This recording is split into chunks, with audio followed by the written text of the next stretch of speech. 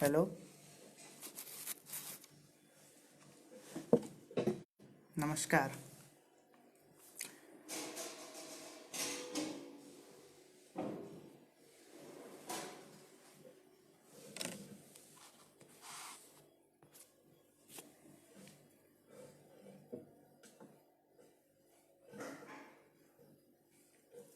नमस्कार। मैं गुंजित जैन, गुलाबी नगरी जयपुर का निवासी, आज आपके समक्ष उपस्थित हूँ। सर्वप्रथम मैं इस पटल हिंदगी हिंदी है ज़िंदगी और सर ऋषि शर्मा जी का बहुत बहुत आभार करना चाहूँगा, जिन्होंने मुझे ये अवसर प्रदान किया। मैं विजय लक्ष्मी मैम का बहुत धन्यवाद कहना चाहूँगा, जिन्होंने मुझे यहाँ आने के लिए प्रेरित किया। और मैं अपने सभी पाठकों को, अपने प्रियजनों को, गुरुजनों को एवं अपने माता पिता को बहुत बहुत धन्यवाद कहना चाहूँगा, जो उन्होंने हमेशा मुझे लिखने के लिए प्रेरित किया। जीवन का आरंभ जिससे होता है, उसी पर एक कविता से आज की शाम की शुरुआत करना चाहूँगा। कविता का शीर्षक है माँ। माँ खुद में एक पूर्ण लफ्ज़ है माँ। मैं खुद को उस काबिल तो नहीं समझता जो माँ को लिख सकूं या माँ के किए उपकारों को चुका सकूं, मगर कुछ पंक्तियाँ लिखने की कोशिश की है। उम्मीद है माँ कि आप तक ज़रूर पहुँचेंगी। कुछ जज्बातों को शब्दों में पिरोने की कोशिश की है, गौर फरमाइएगा। पहले कुछ पंक्तियाँ पेश करना चाहूँगा। खुदा ने कहा जब खुशियाँ लिखने को, खुदा ने कहा जब खुशियाँ लिखने को, कुछ ना कुछ पूरा ये जहां लिखाया। खुदा ने कहा जब खुशियाँ लिखने को, कुछ ना कुछ पूरा ये जहां लिखाया। जब पन्नों को भर रहे थे सब वहाँ पर, मैं हंस कर हर पन्ने पर माँ लिखाया। अपनी रचना पेश करना चाहूँगा। मुश्किलों में जब मैं रहूँगा तो तुम मुझे बचाओगी ना माँ। अगर खो जाऊँगा मैं कहीं तो तुम मुझे ढूंढ पाओगी ना माँ। हार जाता हूँ अक्सर मैं, हार जाता हूँ अक्सर मैं, ज़माने की इन तरकीबों में फंसकर। हार जाता हूँ अक्सर मैं, ज़माने की इन तरकीबों में फंसकर। इन तरकीबों से बचाकर तुम मुझे जिताओगी ना माँ। चलते चलते राह पर अगर भटक जाऊँ मैं कहीं, चलते चलते राह पर अगर भटक जाऊँ मैं कहीं, तो तुम वहाँ आकर मुझे सही राह दिखाओगी ना माँ। अगर खो जाऊँगा मैं कहीं तो तुम मुझे ढूंढ पाओगी ना माँ। हर रोज़ कोई ना कोई वजह दे जाता है मुझे रोने की, हर रोज़ कोई ना कोई वजह दे जाता है मुझे रोने की। तब तुम वहाँ आकर मुझे बेवजह हंसना सिखाओगी ना माँ। जब खो जाऊँगा मैं कहीं तो तुम मुझे ढूंढ पाओगी ना माँ। आज अकेला पड़ गया हूँ ज़माने में सुकून ढूंढते हुए, आज अकेला पड़ गया हूँ ज़माने में सुकून ढूंढते हुए। तुम अपने प्रेम की बौछार लेकर वापस आओगी ना माँ।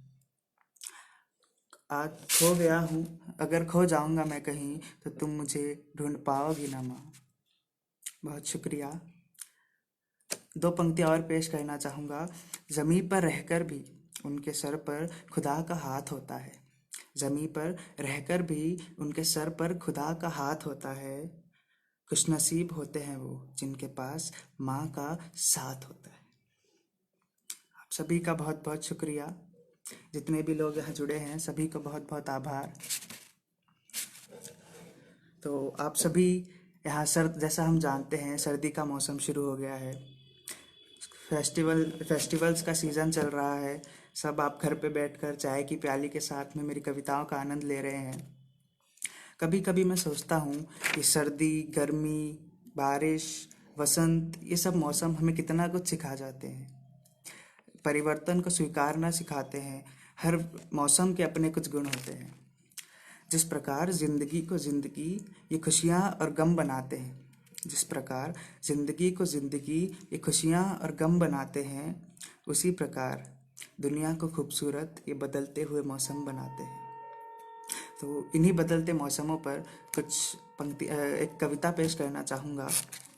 मेरे प्रिय विषयों में से एक है मौसम।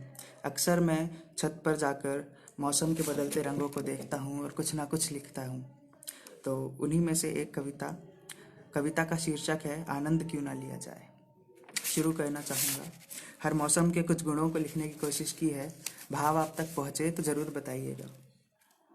ये कानों में गूंजते उस गीत का, कानों में गूंजते उस गीत का, बंधा हुआ धागा इस प्रीत का, फिसलती बर्फ की भीत का, प्रकाश कोहरे से जीत का, चाय के साथ में मीत का, और कपकपाती इस शीत का, आनंद क्यों न लिया जाए। सभी ऋतुओं के इस यशवंत का, दूर क्षितिज के उस अनंत का, पीले रंग से भरे हुए पंत का, खिलते फूलों की सुगंध का, प्रचंड सी सर्दी के अंत का, खिलखिलाती वसंत का, मजा क्यों आनंद क्यों ना लिया जाए। ठंड की जरा सी ख्वाहिश का, ठंड की जरा सी ख्वाहिश का, आम की मीठी सिफारिश का, ताप घटने की गुजारिश का, सूर्य की उस नवाजिश का, अधूरी अधूरी सी बारिश का, और गर्मी की इस तपिश का, मजा क्यों ना लिया जाए। इस बहती पवन की थिरकन का, गौर कीजिएगा, इस बहती पवन की थिरकन का, इन गिरती बूंदों की उलझन का, बादलों में होती अनबन का, खिलते नए नए जीवन का, धरती की घटती तपन का, इस खुशहाल सावन का, आनंद क्यों ना लिया जाए। सूखे पत्तों से मचती हुल्लड़ का, सूखे पत्तों से मचती हुल्लड़ का, मिजाज मौसम में अकड़ का, राहों में हुई अंगड़ खंगड़ का, एक शोर पत्तों की खड़ का, पत्तों से भरी पतझड़ का, रेत के इस उछलते अंधड़ का, आखिर आनंद क्यों ना लिया जाए। बताइए, आनंद क्यों ना लिया जाए। तो जैसा कि मैंने अभी कहा था कि मौसम मेरे प्रिय विषयों में से एक है। हर मौसम के कुछ अपने गुण होते हैं, कुछ अपनी विशेषताएं होती हैं, उन्हें ही लिखने की कोशिश की है। उम्मीद है आपको पसंद आई होगी। ऐसे ही इस लॉकडाउन में कई कविताएं मैंने लिखी हैं, कई कुछ कहानियां भी मैंने लिखी हैं।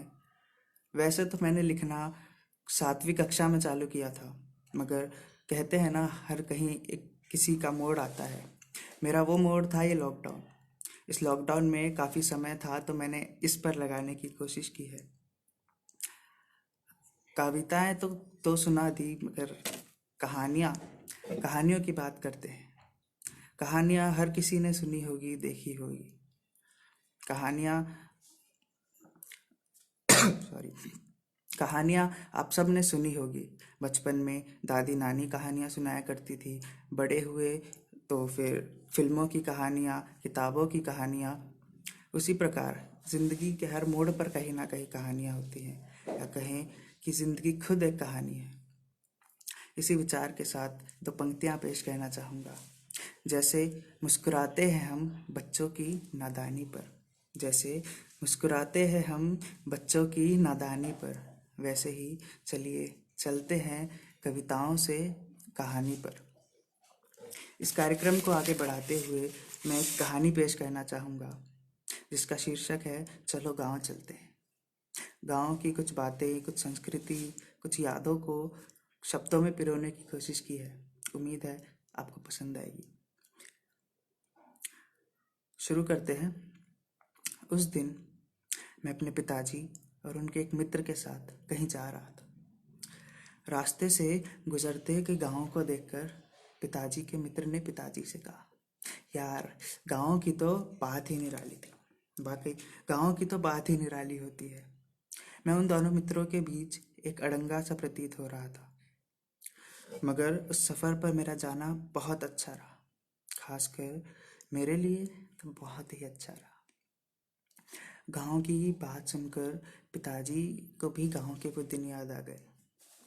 गांव के वो हमारे खेत, वो हवेली, वो तालाब, वो गलियां, सब कुछ। पिताजी अचानक बोले, और याद है वो लाइट जब चली जाती थी। पिताजी की मुस्कुराहट लंबी होने लगी। अरे वो कोई भूलने की चीज़ थोड़ी है यार। पिताजी के मित्र की भी मुस्कान लंबी होने लगी, मगर मैं इन सब चीज़ों से अनजान था, क्योंकि हमारे शहर में लाइट बहुत कम जाती थी, और अगर जाती थी तो इलेक्ट्रिसिटी बोर्ड में फ़ोन कर दिया जाता था तो जल्द ही आ जाती थी। तो पिताजी के मित्र ने मुझे अनजान जानकर मुझसे कहा कि बेटा तुम्हें क्या ही बताएं, वो दिन क्या ही बताएं तुमको। आखिर गांव ही था, एक लाइट तो जाती ही रहती थी, मगर जब भी शाम के समय लाइट जाती थी तो घर के सभी लोग, बच्चे बड़े बुजुर्ग, सब बाहर निकल आते थे। महिलाओं के अलग समूह बनते, पुरुषों के अलग समूह बनते, और बच्चे वो तो केवल यहाँ से वहाँ दौड़ते ही रहते थे। ये सब बातें मुझे सुनकर बहुत रोचक लग रही थी, तो लिहाजा मैंने और जाननी चाहिए। मैंने पिताजी से कहा कि गांव के बारे में मुझे कुछ और बताइए। तो पिताजी बोले, बेटा गांव के बारे में तुम्हें जितना भी बताऊं उतना कम है। लोग सोचते होंगे कि गांव का अर्थ होता है कुछ खेत, कुछ मवेशी, कई कच्चे मकान, कुछ अनपढ़ से लोग, मगर ये उनकी सोच एकदम गलत है। गांव का असल अर्थ होता है सम्मेलन। सम्मेलन कई जातियों का, कई धर्मों का। ना कोई ईर्ष्या, ना कोई घृणा, ना कोई मार काट, ना कोई दंगे। होता है तो केवल प्रेम और परोपकार। और वहाँ के त्योहार। पिताजी इसके आगे बोलने ही वाले थे कि उनके मित्र ने उनकी बात को काटते हुए कहा, अरे भाई, त्योहारों की तो पूछो ही मत। हर त्योहार पर वहाँ मानो मेला लगता था। पूरा बाजार सजा हुआ रहता था, कई लोग वहाँ घूमते हुए रहते थे, हर प्रकार की छोटी मोटी दुकानें होती थी, एकदम खुशहाल माहौल रहता था। सोचकर ही मन प्रफुल्लित हो उठता है।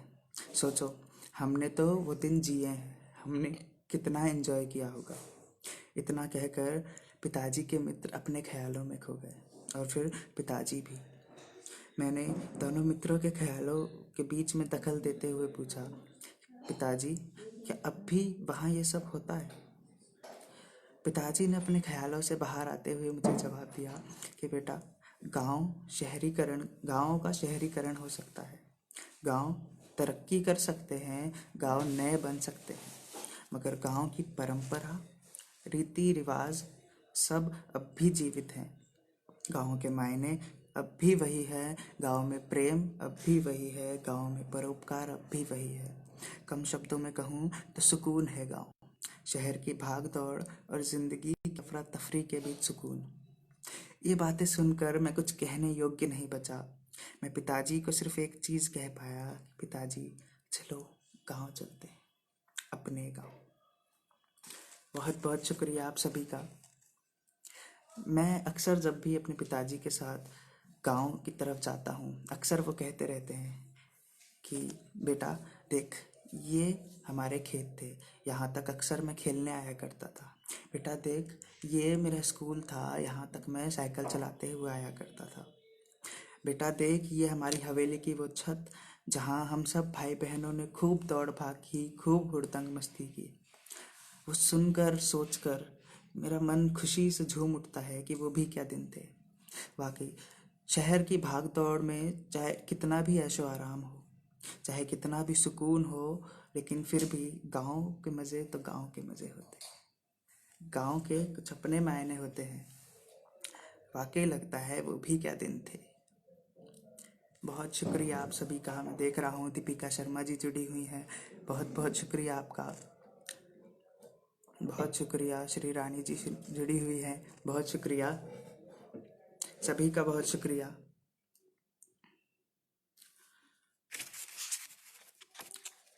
तो ये एक कहानी भी हो गई।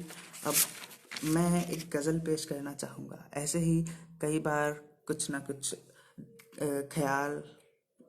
बहुत बहुत शुक्रिया विजय लक्ष्मी मैम हमारे साथ जुड़ गई हैं। बहुत शुक्रिया विजय लक्ष्मी मैम, आज आप ही की वजह से मैं यहाँ हूँ। बहुत बहुत शुक्रिया। कहानी भी छोटी सी ऑब्जर्वेशन पर थी। कई बार ऐसे मैं जाता रहता हूँ जब मेरे पापा मुझे बोलते हैं। ऐसे ही कई छोटी मोटी ऑब्जर्वेशनों पर कई बार कुछ ख्याल दिमाग में पड़ जाता है, तो मैं लिखने की इच्छा करती है, कलम थमती ही नहीं। ऐसे ही कई बार कुछ पंक्तियाँ दिमाग में आ जाती है, या कहीं कुछ पढ़ के वो दिमाग पर इतना प्रभाव डालती हैं। तो ऐसे ही कहीं मैंने एक पंक्तियाँ पढ़ी थी।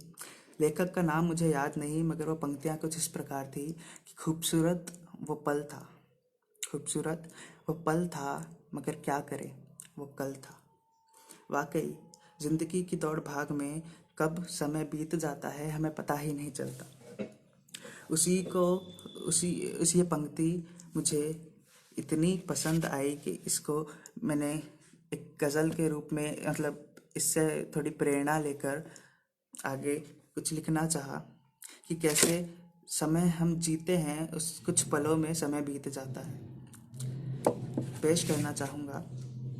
उससे पहले 4 पंक्तियाँ जिंदगी के ऊपर। कोई किसी की मुस्कुराहटें देखकर दुखी होता है, कोई किसी की मुस्कुराहटें देखकर दुखी होता है, तो कोई किसी के लिए दुखी होकर भी मुस्कुराता है।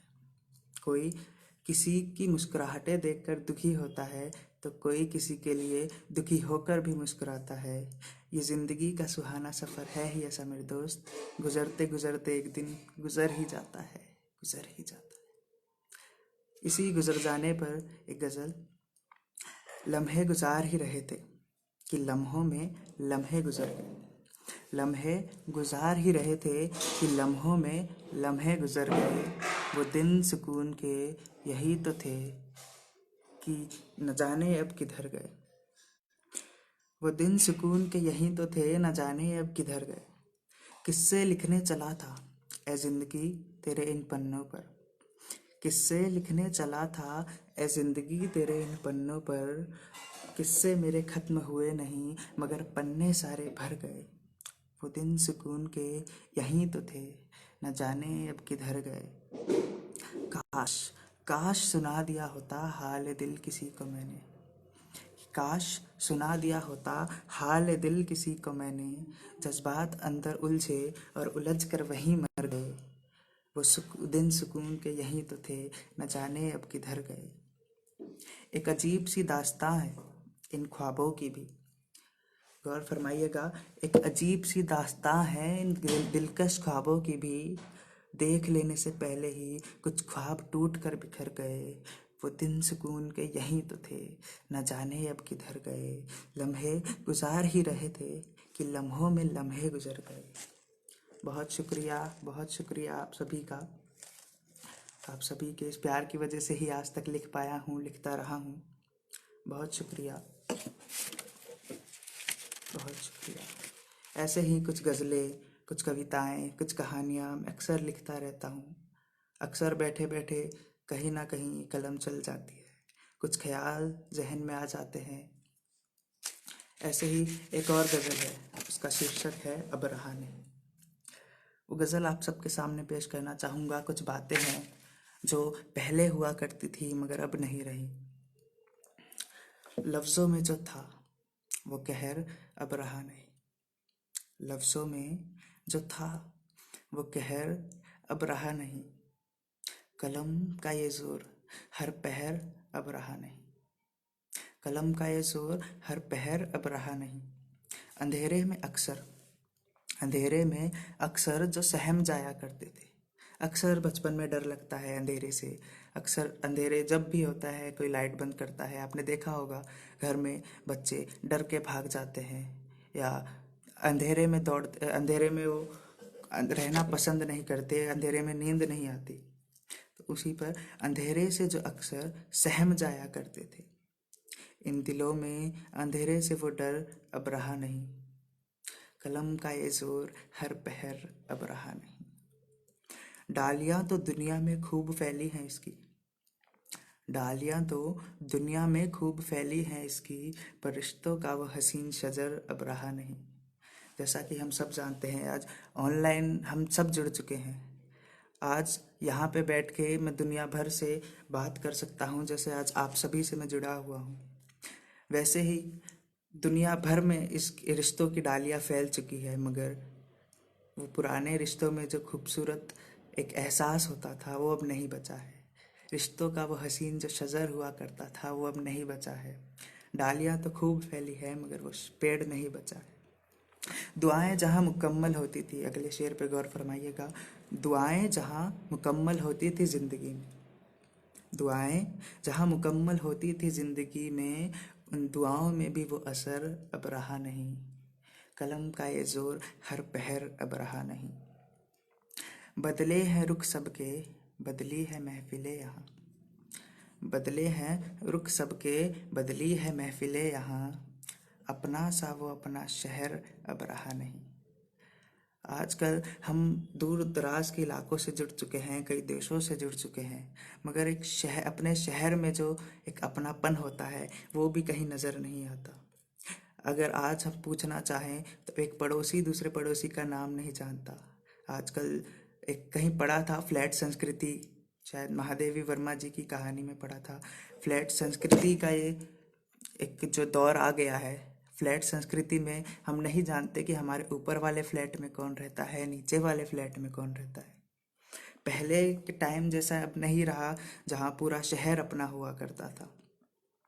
उसी पर ये शेर था, जख्म फिर कुरेदे गए बड़ी तहजीब से हमारे। जख्म फिर कुरेदे गए बड़ी तहजीब से हमारे।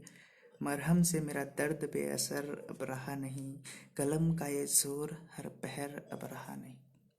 वक्त का तकाजा देकर जो बदल दिया गया था, वक्त का तकाजा देकर जो बदल दिया गया था, वो अदबी सलीका दर बदर अब रहा नहीं। वो अदबी सलीका दर बदर अब रहा नहीं।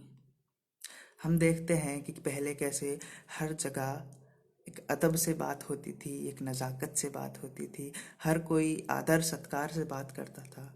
आज देख लीजिए कई जगह कोई अपने बड़ों, हर जगह का नहीं कहूँगा मगर अक्सर देखा गया है कि बड़ों की इज्जत नहीं करते लोग, बड़ों की किसी की भी इज्जत नहीं करते। तो वो अदबी सलीका दर बदर अब रहा नहीं। ज़रा वक्त नहीं लगता शाम को ढल जाने में, ज़रा वक्त नहीं लगता शाम के ढल जाने में। सुकून भरी शब और वो सहर अब रहा नहीं। हम देखते हैं कैसे शामें यूं ही कहीं ना कहीं वक्त बीत जाता है, शामें ढल जाती हैं, मगर वो सुकून जो था वो कहीं नहीं रहा। सुकून भरी शब और वो शहर अब रहा नहीं। सादगी में ज़िंदगी जो जीते थे हम अक्सर, सादगी में ज़िंदगी जो जीते थे हम अक्सर। खुशनुमा ज़िंदगी का वो सफ़र अब रहा नहीं। पहले सादी ज़िंदगी होती थी, मगर अब सब ऐशो आराम है, मगर ज़िंदगी में वो ज़िंदगी का एहसास ही नहीं।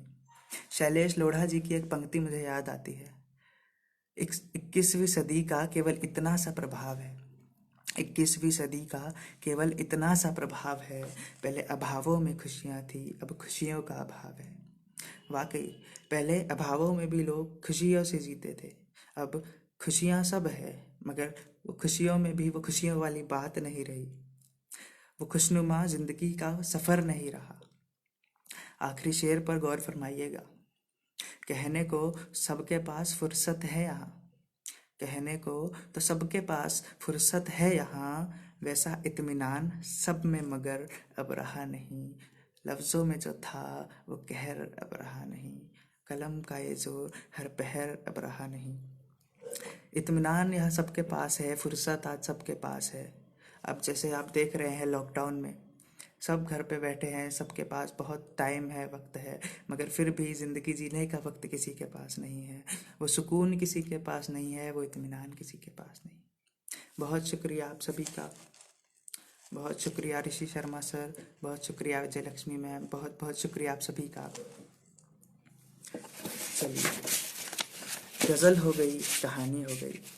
गज़ल कहानियों से परे वापस काव्य पर चलते हैं। गज़ल कहानियों से परे वापस काव्य पर चलते हैं। बिखरी यादें तो कई समेट ली, चलो अब हास्य पर चलते हैं। आप सबके समक्ष मैं अगली एक हास्य कविता पेश करना चाहूँगा। थोड़ी व्यंग्यात्मक शैली में लिखी गई है। हो सकता है इसको सुनने के बाद मुझे आज शाम का खाना ना मिले, मगर फिर भी पेश करना चाहूँगा। इसके पीछे का व्यंग्य समझिएगा। नीली वाली कितने की है, नीली वाली कितने की है, समुचित दाम बताना भैया। नीली वाली कितने की है, समुचित दाम बताना भैया। 2 और ड्रेस ले लेंगे हम, 2 और ड्रेस ले लेंगे हम, कम ही भाव लगाना भैया। नीली वाली कितने की है, समुचित दाम बताना भैया। 2 और ड्रेस ले लेंगे हम, कम ही भाव लगाना भैया। काली पीली या चमकीली, सब निकाली गई कतार में। काली पीली या चमकीली सब निकाली गई कतार में, समय लगाकर घंटों का भी कोई चुनी नहीं हजार में। समय लगाकर घंटों का भी कोई चुनी नहीं हजार में। ये सब तो पुराने हो गए, नया फैशन दिखाना भैया। ये वाली तो खूब जचेगी, बार बार दोहराता जाता। अक्सर हमने देखा है दुकानों में कैसे दुकानदार बोलते रहते हैं, ये वाली तो बहुत जचेगी मैडम आप पर। वैसे ही ये वाली तो खूब जचेगी, बार बार दोहराता जाता। साथ ही उसका छज्जे पर से कपड़ों को बरसाता जाता। लाल वाली थोड़ी जच गई, इसका पैक हटाना भैया। लगाई तस्वीर स्टेटस पर, लगाई तस्वीर स्टेटस पर, दोनों अंगूठे व्यस्त हुए। वर्कर दोनों उस दुकान के थक और हार कर ध्वस्त हुए। फोटो में आप आ रहे हो, कुछ बाहर हट जाना भैया। बैठे बैठे गिर गया एक, बैठे बैठे गिर गया एक, शायद मन हुआ लेटने का। नींद उड़ी फिर सोच सोच कर, बिखरे कपड़े समेटने का। अक्सर देखते हैं कि कैसे कपड़े पूरे बिखर जाते हैं। अक्सर थक जाते हैं दुकानदार कपड़े दिखाते दिखाते, मगर देखने वाले नहीं थकते। अक्सर वो उनको वहीं लेट जाते हैं, गिर पड़ते हैं थक हार कर, मगर देखने वाले नहीं थकते। और इतने बिखरे कपड़े देखकर उनकी नींद भी फिर उड़ने लगती है। बैठे बैठे गिर गया एक, शायद मन हुआ लेटने का। नींद फिर उड़ी सोच सोच कर, बिखरे कपड़े समेटने का। ये रंग जच नहीं रहा मुझे, ये रंग जच नहीं रहा मुझे, शेड अलग सरकाना भैया। पहाड़ लगे गए कपड़ों के, पहाड़ लगे गए कपड़ों के, फिर भी मैडम को कमी खली। पहाड़ लगे गए कपड़ों के, फिर भी मैडम को कमी खली। चॉइस कम है आपके पास, कहती साहिबा बाहर चली। पहाड़ लगे गए कपड़ों के, फिर भी मैडम को कमी खली। चॉइस कम है आपके पास, कहती साहिबा बाहर चली। अगली बार अगर आए तो नई डिज़ाइन लाना भैया। ये सब तो पुराने हो गए हैं, अब नया फैशन दिखाना भैया। बहुत शुक्रिया आप सभी का। विजय लक्ष्मी मैम, ऋषि शर्मा सर, बहुत बहुत शुक्रिया, बहुत शुक्रिया। ये मेरी एक छोटी सी ऑब्जर्वेशन को देखकर लिखी गई ये कविता है। आप सभी ने कहीं ना कहीं ऑब्जर्व ज़रूर किया होगा कि कैसे महिलाएं, अक्सर महिलाएं लंबी से लंबी कतार लगा देती है कपड़ों की, पहाड़ लगा देते हैं कपड़ों के, लेकिन लेती कुछ भी नहीं। हाँ, ये देखने की बात है कि अब खाना मुझे मिलता है कि नहीं, देखा जाएगा। विजय लक्ष्मी मैम का कमेंट आया, पिटाई होगी गुंजित। जी मैम, देखते हैं क्या होता है। मेरी माता जी तक अगर ये कविताएं पहुंच रही होगी तो देखते हैं, शायद हो भी जाए। बहुत शुक्रिया, बहुत बहुत शुक्रिया सभी का। ये छोटी सी ऑब्जर्वेशन पर एक कविता लिखी थी मैंने। ये नहीं कि सिर्फ महिलाएं ऐसा करती हैं, या ये भी नहीं कि सभी महिलाएं ऐसा करती हैं, मगर अक्सर ये खूबी महिलाओं में पाई जाती है। आप सबके साथ भी कहीं ना कहीं आपने ये देखा ही होगा। बहुत शुक्रिया आप सभी का, बहुत शुक्रिया इतना प्यार देने के लिए, सभी का बहुत बहुत शुक्रिया। और आप सभी के कोई सवाल अगर हों तो ज़रूर पूछिए।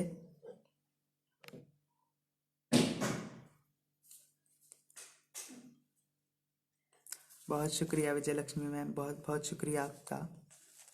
बस आप सबकी प्रेरणा से ही लिखता हूँ, आप सब प्रेरित करते हैं इसीलिए मैं लिख पाता हूँ, वरना कलम में जोर कहाँ था। लिखता तो पहले भी था, मगर लिखना तो अब आया है। एक लेखक की सबसे बड़ी ताकत होती है उसके पाठक। जब तक उसे कोई पढ़ता नहीं तब तक वो लिख भी नहीं पाता। आप सभी ही मेरी ताकत है, इसी की वजह से मैं लिख पाता हूँ। समय की पाबंदी है, क्या करें, हर किसी का एक अंत होता है। वैसे ही आज इस शाम का भी अंत करना पड़ेगा। लिखने की प्रेरणा बस सबको पढ़ पढ़ कर। बहुत शुक्रिया ऋषि शर्मा सर। विजय लक्ष्मी मैम का कमेंट आया है, लिखने की प्रेरणा कैसे मिलती है। लिखने की प्रेरणा पढ़ पढ़ कर, और लिखने की प्रेरणा पाठकों जैसे आप सभी के कमेंट पढ़ पढ़ कर, और लिखने की प्रेरणा होती है। बहुत शुक्रिया आप सभी का। एक लेखक की ताकत सिर्फ उसके पाठक ही होते हैं। बस पठन करते रहो और लेखन करते रहो। ऋषि शर्मा सर का कमेंट आया, लेखन और पठन ना रुक पाए। बहुत शुक्रिया सर, बिल्कुल नहीं रुकेंगे। एक बार कलम चल गई तो अब रुकने का नाम नहीं लेती। बहुत बहुत शुक्रिया। जैसे हर किसी की एक सीमा होती है, एक अंत होता है, वैसे शाम का भी एक अंत है। तो अंत में मैं आप सभी को बहुत बहुत धन्यवाद कहना चाहूँगा, जो अपना कीमती वक्त निकाल कर यहाँ आए और मुझसे जुड़े, मुझको सुना। और एक बार फिर मैं इस पटल का, सर ऋषि शर्मा का बहुत धन्यवाद कहना चाहूँगा। कुछ पंक्तियाँ पेश करना चाहूँगा। आप सभी महानुभावों के समक्ष आप सभी महानुभावों के समक्ष आज यहाँ स्वयं को प्रस्तुत कर कर मेरा मन गौरवान्वित मेरा मन है। बहुत शुक्रिया विजय लक्ष्मी मैम, बहुत बहुत शुक्रिया। आज यहाँ आप सभी महानुभावों के समक्ष स्वयं को प्रस्तुत कर गौरवान्वित मेरा मन है। ऋषि सर, आप यहाँ नई प्रतिभाओं को अवसर प्रदान करते हैं। आप यहाँ नई प्रतिभाओं को अवसर प्रदान करते हैं। ऋषि सर, आपको नमन है, नमन है, नमन है। ऐसे ही कई आपका ये पटल कई लोगों को नई नई शुरुआत देता है।